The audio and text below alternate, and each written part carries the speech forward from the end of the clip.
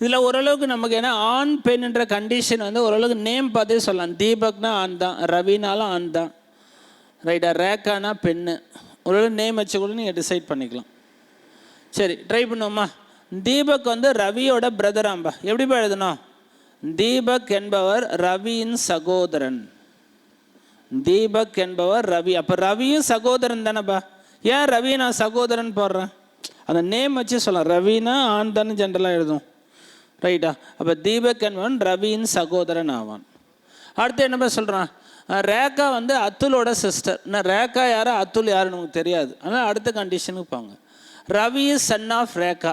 ரேகாவுடைய மகன் ரவி அம்பா. அப்போ ரேகா யாருன்னா இந்த ஃபேமிலியில் மதர் பா, அம்மா. அவங்களுக்கு 2 பசங்க. யாரா இருப்பா?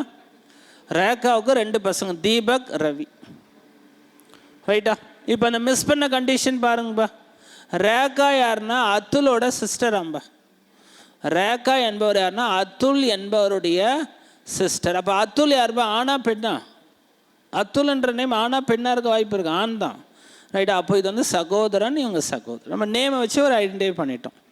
ஏன் சார் மாறி கூட வர வாய்ப்பு இருக்குது. சில பேர்லாம் பார்த்தீங்கன்னா சக்தின்னு எடுத்தால் அது ஆணுக்கும் பேர் இருக்கும், பெண்ணு கூட சில பேர் இருக்கும், சில பேர் காமனாக இருக்கும். அப்போ நேம் வச்சு சம்டைம் வந்து அது ப்ராப்ளம் தான். சரி, நம்ம கொடுத்த கண்டிஷன் வச்சு ஓரளவுக்கு சால்வ் பண்ணியிருக்கோம்பா.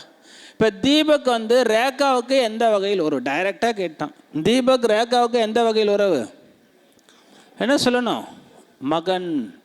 சரி, நான் உங்கள்கிட்ட கேட்குறேன், அத்துல் வந்து தீபக்குக்கு எந்த வகையில் உறவு? சொல்லுங்கப்பா, சொல்லுங்க. அத்துல் வந்து தீபக்குக்கு எந்த வகையில் உறவு? அத்துல் தீபக் மற்றும் ரவிக்கு எந்த வகையில் உறவு? How is Atul related to Deepak and Ravi. சொல்லுங்கப்பா, how is Atul related to Deepak and Ravi. என்ன அங்கிள்? மேட்டர்னலா பேட்டர்னலா? தாய் வழியா தந்தை வழியா? Maternal uncle. அப்படின்னா தாய் மாமன். ஒருவேளை எப்படி கேட்டாங்கன்னா தாய் மாமன். அத்துல் வந்து தீபக் அண்ட் ரவியோட தாய் மாமன்.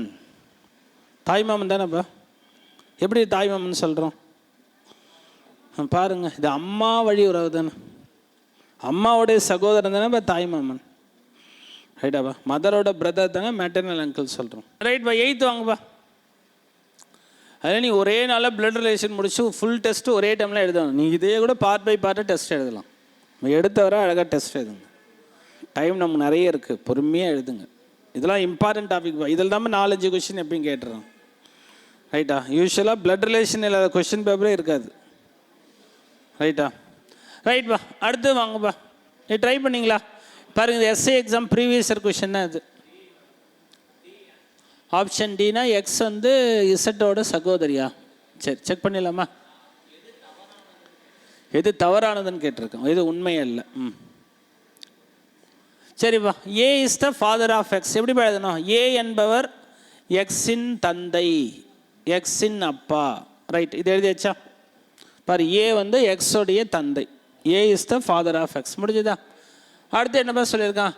B is the mother of Y. இன்னும் பி யாரு ஒய் யாருங்க லிங்க் ஆகல, அது கடைசியாக எழுதிங்க. அடுத்து என்னப்பா சொல்ல? எக்ஸ் மற்றும் இசட்டோட சிஸ்டரோட நேம் ஒய்யாம்பா.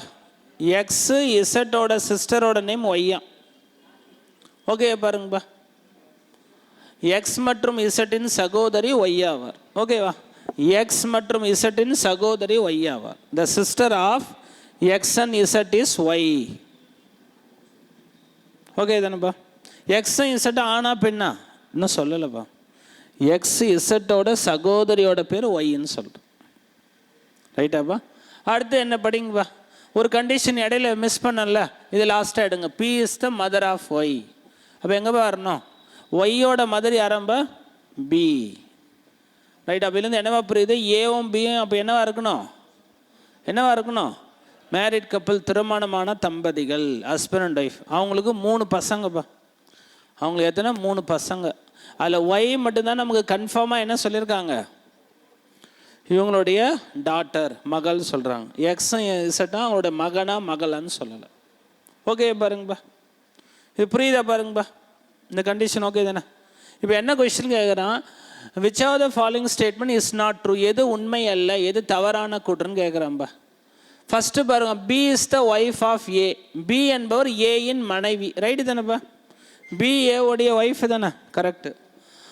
பிக்கு வந்து ஒரே ஒரு பொண்ணு தான் இருக்காங்கன்னு சொல்கிறேன். பாருங்கள், பிக்கு ஒரே ஒரு பொண்ணு தான் இருக்காங்களா?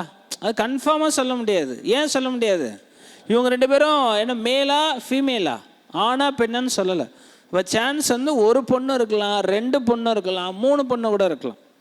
அப்போ இது வந்து கரெக்டாக நம்ம சொல்ல முடியாது. இது ட்ரூவா ஃபால்ஸ்ன்னு உங்களால் எக்ஸாக்டாக சொல்ல முடியல, கன்ஃபார்மாக சொல்ல முடியல. அடுத்து பாருங்கள், option C, Y is the son of A. பாருங்கப்பா, நீ ஆப்ஷன் டி எப்படிப்பா சொன்ன பாருங்க, இங்கே பாருங்க. இப்போ Y is the son of A, Y யாருப்பா? ஏ அண்ட் பியோட டாட்டர். ஆனால் அங்கே என்ன சொல்லலாம், Y is the son of ஏன்றது வாய்ப்பே இல்லை. ஸோ ஆப்ஷன் சி தான் ஃபால்ஸ், தான் தவறான கூற்று. கரெக்டாப்பா? நம்ம ஒய் வந்து ஏபியோடைய மகள் தானேப்பா. Y is daughter of A and B தானே. ஆனால் அவன் என்ன சொல்கிறான், டாட்டர் இல்லை சன்னுன்னு சொல்கிறான். Y is the son of A and B எப்படி வரும்? வராதுல்ல. இப்போ நீங்கள் என்ன சொன்னீங்க, ஆப்ஷன் டி தானே. X is the sister of Z. பாருங்கள், எக்ஸ் வந்து இசட்டோட சிஸ்டராகவும் இருக்கலாம். வேறு என்ன சான்ஸ் இருக்குது? பிரதராகவும் இருக்கலாம். அப்போல்லாம் chance may be true, may not be true. ஒரு வேளை உண்மையாக இருக்கலாம், ஒரு வேளை உண்மையாக இல்லாமலும் இருக்கலாம். அப்போ இதில் எது ஷூராக ஃபால்ஸுப்பா? எது தவறான கூற்று? பாருங்கள், நம்ம கொடுத்ததில் எது ஷூராக ஃபால்ஸு, எது உண்மை கிடையாது? பாருங்க, இதுதான் ஒய் என்பவர் ஏயின் மகள். Y is the daughter of A. ஆனால் அவன் என்ன சொல்லியிருக்கான் மாற்றி, ஒய் இஸ் சன்னு சொல்ல. சன் இல்லை, டாட்டர் தான். கன்ஃபார்மாக அது தப்புன்னு நம்ம சொல்லிடுறோம். ரைட் பா, இதை ட்ரை பண்ணுறீங்களா? சிமிலர் டு லாஸ்ட் கொஸ்டின், நம்ம எது தவறான கூட்டுன்னு தான் கேட்குறோம். ட்ரை பண்ணுங்கப்பா. Okay, K is the brother of N and X. அப்போ கே என்பவர் என் மற்றும் எக்ஸின் சகோதரன். அப்போ கே தான்பா சகோதரன். என்ன எக்ஸ் அவங்க பிரதராகவும் இருக்கலாம், சிஸ்டராகவும் இருக்கலாம். ரெண்டு சான்ஸ் இருக்குது. கரெக்டு தானேப்பா? K is the brother of N and X. K என்பவர் என் மற்றும் எக்ஸின் சகோதரன். அடுத்து என்னப்பா சொல்கிறான், Y is the mother of N. பாருங்கப்பா, ஒய் யாருன்னா என்னுடைய அம்மாவம்பா. ரைட்டா? அப்போ அவங்களுக்கு 3 பசங்க. ரைட்டா? யார் யாருப்பா? K, X, N. ரைட். அடுத்த கண்டிஷன் பாரு, Z is the father of K. கேவோடைய அப்பா யாருன்னா இசட். அப்போ இதுலேருந்து நமக்கு என்ன புரியுதுன்னா, இசட்டும் ஒய்யும் திருமணமான தம்பதிகள், ஹஸ்பண்ட் அண்ட் ஒய்ஃப், கணவன் மனைவி அப்படின்னு சொல்லிடுறோம். ரைட்டா? அவ்வளோதான்பா, கண்டிஷன் வந்து முடிஞ்சு போச்சுப்பா. இப்போ கடைசி வரை நம்ம யாரை பற்றி சரியான கண்டிஷன் தெரியல. என் எக்ஸ் மேலா ஃபீமேலா. ரைட்டாப்பா? இவங்களுடைய சன்னா டாட்டரான்னு தெரியல, இல்லைனா கேவோடைய பிரதரா சிஸ்டரான்னு தெரியல. ரைட்டா? இப்போ அப்படியே படிக்கலாமா? ஃபர்ஸ்ட் ஆப்ஷன் என்னப்பா? K is the son of Z. இது ட்ரூவா ஃபால்ஸா? கே என்பவர் இசட்டின் மகன். ரைட்டு தானே? ரைட்டா? First option correct. அவன் என்ன கேட்டிருக்கான்பா? எந்த கூற்று சரியானது இல்லை அப்படின்னு கேட்டிருக்கான். எது தவறான கூற்று தான் இன்டெரக்டாக கேட்குறோம். ரெண்டாவது ஆப்ஷன் பாருங்கள், why is the wife of Z. இது கரெக்டுப்பா. ஒய் என்பவர் இசட்டின் மனைவி. அடுத்து மூணாவது ஆப்ஷன் பாருங்கள், K is the son of. Right? கே என்பவர் ஒய்யின் மகன். கரெக்டு. அப்போ ஆப்ஷன் டி என்னப்பா இருக்குது, N is the brother of X. அப்போ என் வந்து எக்ஸோடைய பிரதராகவும் இருக்கலாம், இல்லை சிஸ்டராகவும் இருக்கலாம். அப்போ 3 ஆப்ஷன் டெஃபினட்டாக ட்ரூன்னு சொல்லிட்டோம். ஆப்ஷன் டி இது மேபி ட்ரூவாக இருக்கலாம், ஃபால்ஸாக இருக்கலாம். அப்போ இங்கே கொடுத்துருக்கிற ஆப்ஷன் பிரகாரம் ஒருவேளை எது தப்பாக இருக்க வாய்ப்பு இருக்குது, ஒருவேளை எது தப்பாக இருக்க வாய்ப்பு இருக்குன்னா ஆப்ஷன் டி தான். ரைட்டு தானேப்பா? அப்போ என்னப்பா வரணும்? அப்போ என்ன வந்து எக்ஸோடைய பிரதர் ஆர் சிஸ்டர், சகோதரன் அல்லது சகோதரி, 2 வாய்ப்பு இருக்குது. ஆனா பெண்ணு அவன் சரியாக சொல்லலை.